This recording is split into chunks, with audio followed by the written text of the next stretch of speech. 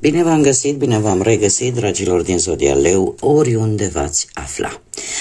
Azi voi face o lectură generală pentru săptămâna 15-21 septembrie, așa că toți cei care aveți Soarele, Luna, Venus, Ascendentul sau oricare alt aspect astral important pentru voi din harta voastră natală și care are legătură cu Zodia Leu, această lectură este de asemenea și pentru voi. Ca de fiecare dată, nu uitați, deciziile, alegerile pe care voi le faceți vă construiesc propriul viitor, așa că vă rog să luați decât acele mesaje care rezonează cu voi, restul lăsați-le să zboare în univers, pentru că sigur sunt pentru alte energii care într-o mai mică sau mai mare măsură au o legătură cu Zodia Leu. Și acum, haideți să vedem cu acest minunat oracol al ceștii de cafea, care este situația actuală. Situația actuală în funcție de ce simțiți, de ce vă doriți, de ce situații traversați în acest moment, dragilor din Zodia Leu, sau cu legături puternice cu această zodie. Și haideți să vedem ce ne spune acest minunat oracol.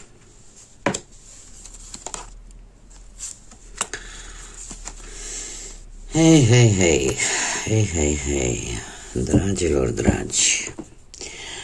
dragilor, se pare că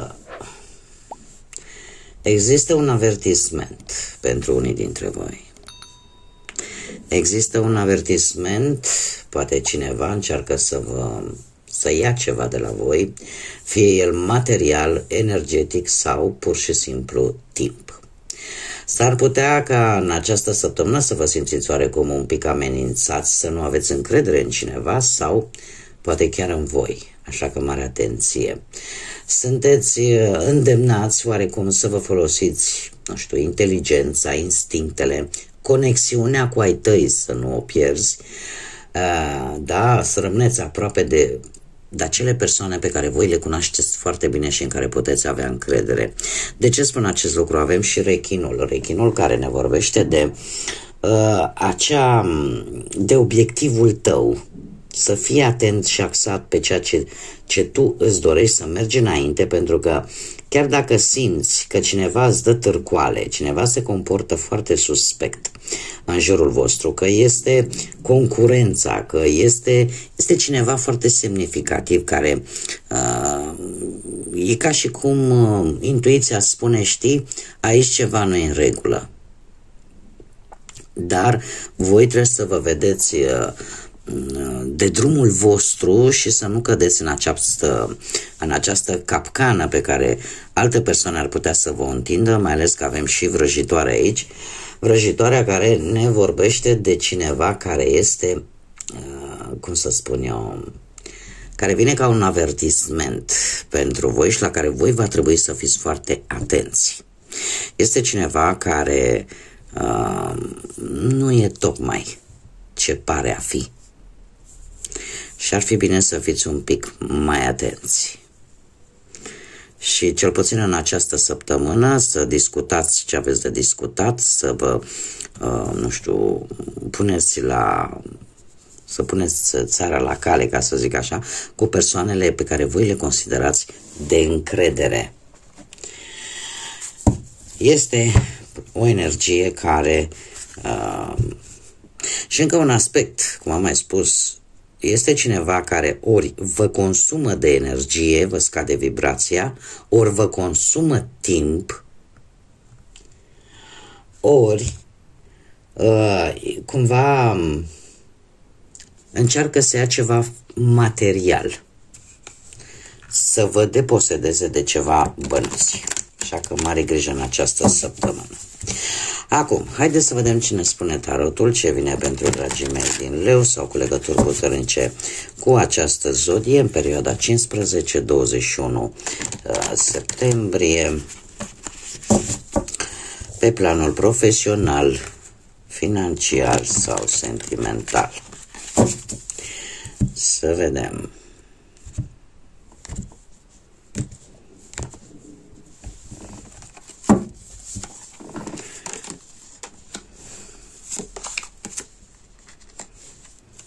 Da, Da, se pare că niște tensiuni la locul de muncă, niște tensiuni și eu aș zice că se va încerca o negociere în urma acestor tensiuni. E cineva care nu prea joacă curat, să zic așa, e cineva care joacă destul de murdar. Și lucrul ăsta, logic că vă deranjează, chiar dacă voi continuați să vă faceți treaba bine. Totuși, nu știu dacă Zodia Taur vă spune ceva, dar e posibil să apară niște negocieri. Să apară niște negocieri, mai ales dacă jobul vostru are de văzut și cu alte persoane. E un fel de un job care activitatea se face în grup, în care sunt implicați mai multe persoane. Apar niște negocieri, apar niște lucruri, niște situații în care tu vei cere să se facă ceea ce este corect, ceea ce este drept. 7 de cupe, nu știu dacă este neapărat iluzia pe care o aveți voi că se vor face lucrurile așa cum vă doriți voi, drept, onest, cinstit. Acest 7 de cupe, în afară de faptul că ne poate vorbi de iluzii, ne poate vorbi și de oferte tentante. Totuși, în urma acestor conflicte, e posibil într-adevăr să vi se ofere o variantă destul de tentantă, dar înainte de a o accepta, luați-vă măsurile de precauție. Informați-vă și din alte surse. Sau nu știu, nu vă grăbiți, încercați cumva cum am văzut, să vă consultați cu persoane de încredere pentru a vedea exact dacă acceptați această ofertă sau nu. Mergem mai departe, pe partea banilor. Pe partea banilor avem nebunul. Avem nebunul și avem niște zodii de aer, Gemeni, Balanță, Vărsător. Dragilor, există într-adevăr o posibilă creștere de bani, dar cu noul ăsta de spade, eu aș spune că, nu știu, apare într-un fel sau altul o situație externă legată de bani, care o să te cam frământe, o să-ți cam dea nopțile peste cap. Tind să cred că apare ori implicarea unei energii tinere, foarte tinere, care să vă creeze această stare de nesomn, nu știu, vreun adolescent, vreun copil, ceva care are legătură cu banii și care, indiferent că aici se mai câștigă ceva bănuți, parcă în loc să vă bucurați, în loc să fie bine, într-un fel sau altul, ceva vă frământă totuși. Pajul ăsta de spade e posibil să vă creeze niște probleme materiale. E posibil să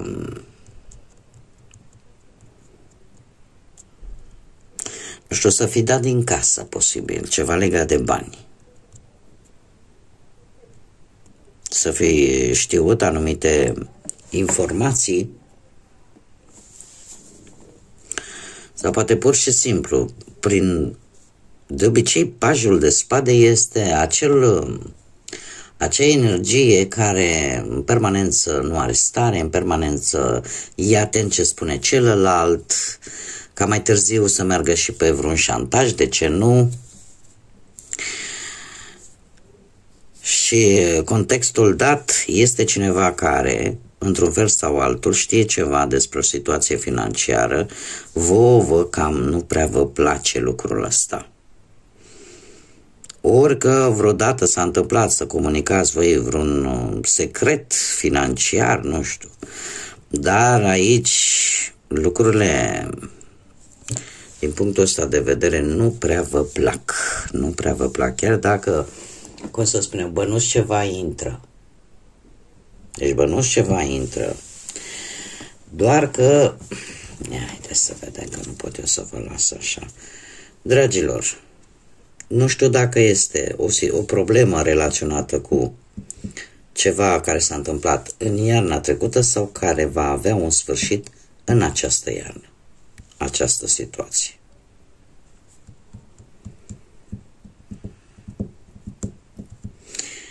Este ceva aici care nu vă dă pace, nu știu, vreo datorie,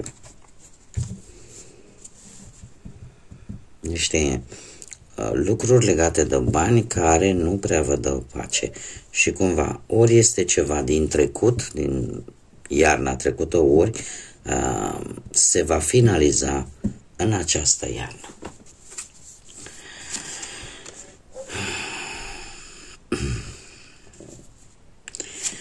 Mergem mai departe. Partea sentimentală. Partea sentimentală este una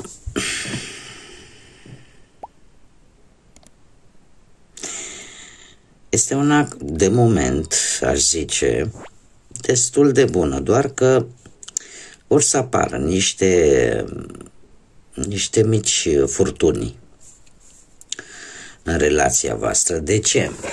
Am un 3 de bâte care mie îmi spune că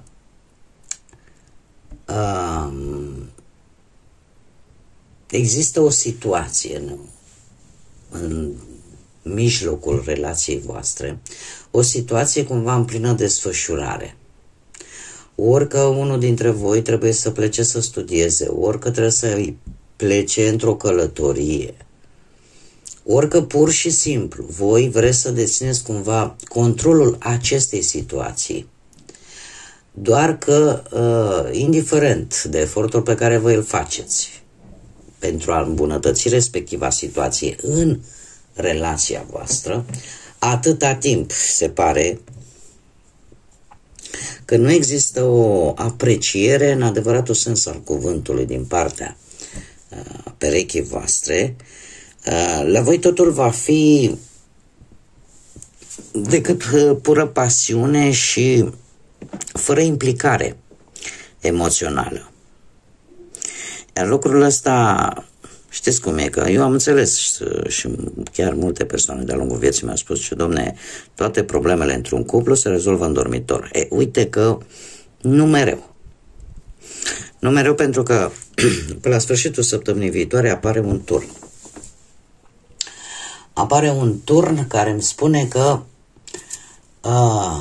e posibil să apară o probabilitate nu știu, ori ca lucrurile să se înrăutățească, ori ca, nu știu, implicarea familiei să strice un pic situația voastră sentimentală, dar aici apare ceva total neprevăzut la care nu vă așteptați și care o să vă zguduie un pic. Pasiunea există. Și o să vedeți, după această furtună, veți vedea mult mai clar, de fapt, cam în ce punct este relația voastră. Da? Posibil să se afle, normal că la nervi și la supărare omul spune adevărul. Se vor afla niște adevăruri, vor vedea lucrurile cu mai multă claritate, veți vedea exact, de fapt, care este sursa răului în relația voastră. Și asta, pe voi, vă va schimba. Vă va schimba în modul vostru de a gândi, vă va schimba în modul vostru de a vedea relația în sine și e posibil chiar să începeți să proiectați un plan nou de viață. Da, se pare că nu este cea mai bună lectură pentru voi, dar știți cum e. Nu toate sunt roz în viață. Pentru cei care sunteți singuri,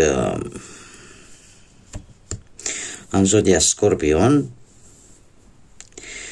și un cavaler de bâte, alte zodii posibil de foc, la fel ca și voi, berbec, leu, săgetător. Cu ce vine? Păi vine cu cineva față de care voi aveți o anumită atracție. E posibil să fie cineva din trecutul vostru foarte îndepărtat, o energie din trecutul foarte îndepărtat. Este posibil să-l întâlniți ori la locul de muncă, ori într-o conjunctură în general care are într-un fel sau altul legătură cu munca. Ori în timp ce căutați un loc de muncă posibil. Dar este cineva din trecutul îndepărtat. Cineva cu care ori ați avut o relație fugară, ori că chiar a fost vreun fost sau vreo fostă. Și eu aș spune că se va încerca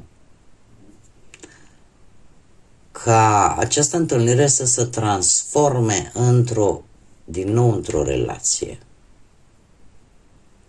Acum depinde de voi. O schimbare de genul acesta e posibil să vă cauzeze un pic de teamă. Dar în același timp și o nouă abordare. Pentru că dacă este vreun fost cu care ați mai fost sau vreo fostă, apare întrebarea inerentă, domne, de ce l-am lăsat? Sau de ce nu mai suntem împreună? Care a fost motivul? S-a schimbat ceva? Nu s-a schimbat ceva? Și atunci automat apare această ușoară temere, să zicem, că lucrurile s-ar putea repeta. Dar dacă decât este cineva, un cunoscut, o cunoscută din trecutul îndepărtat cu care nu ați avut nimic de a face din punct de vedere sentimental, atunci toată această situație ia o conotație diferită, în care efectiv viața voastră se va transforma, în care poate toată această relație pură de cunoștință, de prietenie, se poate transforma, desigur, sunt șanse să se transforme chiar și într-o relație sentimentală. Haideți să vedem acum ce mesaj are grădina magică pentru voi, dragilor din Leu. Sunt multe. E adevărat, nu este o lectură, dar asta s-a văzut încă nu, deci sunt foarte multe. Haideți să mai facem o încercare a treia. Un mesaj, te rog, pentru dragii mei din Leu. Ia să vedem. Forța.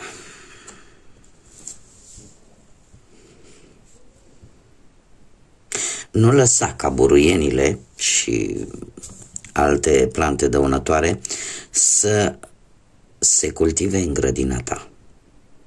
Ai forța să le îndepărtezi. Nu lăsa ca oamenii răi, ca oamenii negativi, ca oamenii mărșavi să-ți murdărească și să-ți, cum să zic eu, să-ți invadeze propria grădina sufletului. Desigur, aici avem un mesaj metaforic, da, transpus în realitate, cam așa ar suna. Nu lăsa ca toate buruienile și toți cei care nu au altceva mai bun de făcut decât să denigreze, să-ți întunece viața și să te devieze de la obiectivul tău. Pentru că ai puterea, ai forța și curajul și valoarea să mergi înainte fără să le dai mai multă importanță decât și-o dau singuri. Bun, dragilor, cam atât am avut pentru voi. Eu vă mulțumesc pentru atenție. Vă mulțumesc desigur de fiecare dată pentru tot sprijinul vostru prin intermediul like-urilor, mesajelor, distribuirilor voastre. Faptul că mulți dintre voi vă abonați este gratuit pentru toți ceilalți, absolut tot, da? Indiferent că lăsați un like, nu vă ia nimeni bani și de asemenea nici în faptul că vă abonați nu ia nimeni nimănui niciun ban. Așa că eu vă mulțumesc tuturor pentru tot acest sprijin, vă aștept în continuare și până data viitoare, când ne vom reîntâlni la o nouă lectură, chiar dacă această săptămână, din câte am văzut aici, nu este una tocmai roz. De fapt, morala este ca voi să vă demonstrați că sunteți puternici, că puteți trece și că nu vă împiedicați de orice pietricică care vă apare în drum. Așa că, dragii mei, multă energie pozitivă, mult curaj, pentru că știu că puteți, iar din partea mea cel puțin, până la următoarea lectură, eu vă doresc tot binele din lume, să aveți parte de tot ce e mai bun și de multă energie pozitivă. Până data viitoare, ca de obicei, să fiți iubiți, dragilor!